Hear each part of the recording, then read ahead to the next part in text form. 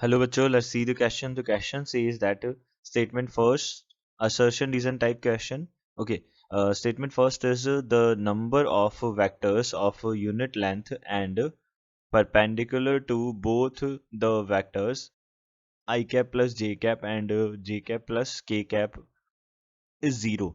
Statement second, a and b are two non-zero and non-parallel vectors. It is true that a cross b is perpendicular to the plane containing a and b. Okay, हमारे पास the number of vectors of unit length. Okay, unit length के number of vectors बताने हैं हमको, जो क्या होंगे, perpendicular होंगे I cap plus J cap and J cap cross K cap के.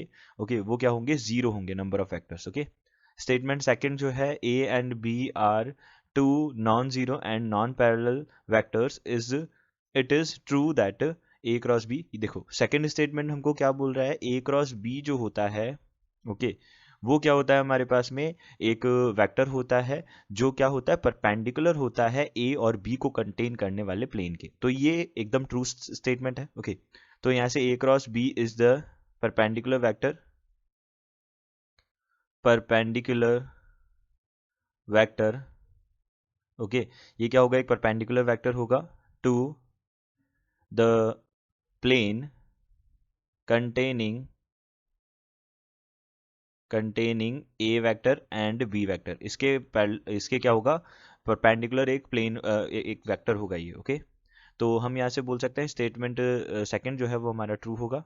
अब देखो, यहाँ से हम बोल सकते हैं the number of vectors of unit length and perpendicular to i cap and J cap. Okay, तो हमने अज्यूम कर लिया ए वेक्टर हमारे पास क्या है, i cap plus J cap है, और बी वेक्टर जो है हमारे पास में j cap plus k cap है. ओके, ये क्लियर है. तो हमको क्या करना है यहाँ पे, unit length and perpendicular to the both vectors i cap plus J cap and J cap plus k cap is zero. Okay, इनके परपेंडिकुलर वेक्टर देखना है, तो इनके परपेंडिकुलर वेक्टर जो होगा वो क्या हो जाएगा, एन कैप हो जाएगा. और ए क्रॉस बी जो है, ठीक है, उसका वेक्टर निकालना है और फिर उसका ए क्रॉस बी का मैग्नीट्यूड करना है. ओके, तो इन दोनों का क्या हो जाएगा, डिवाइड हो जाएगा. ओके, तो ये आ जाएगा हमारे पास में, और इसका क्या आ जाएगा, प्लस माइनस आ जाएगा, यानी कि एक बार तो ये बाहर की तरफ हो सकता है और अंदर की तरफ, दोनों तरफ हो सकता है. और इसकी लेंथ हमारे पास यूनिट होगी क्योंकि यूनिट वेक्टर है. तो ऐसे दो वेक्टर्स हमको मिलेंगे जिनकी यूनिट लेंथ होगी और जो परपेंडिकुलर होंगे इन दोनों वेक्टर्स के. तो ये जीरो नहीं होगा. ओके, तो इट मीन्स ये वाला ऑप्शन करेक्ट रॉन्ग है, यानी कि फर्स्ट स्टेटमेंट जो है वो हमारे पास फॉल्स है और सेकंड स्टेटमेंट हमारे पास ट्रू है. डी ऑप्शन जो होगा वो हमारे पास क्या होगा, करेक्ट आंसर आएगा. D option is the correct answer. I hope you understood it well. Good luck. Thank you.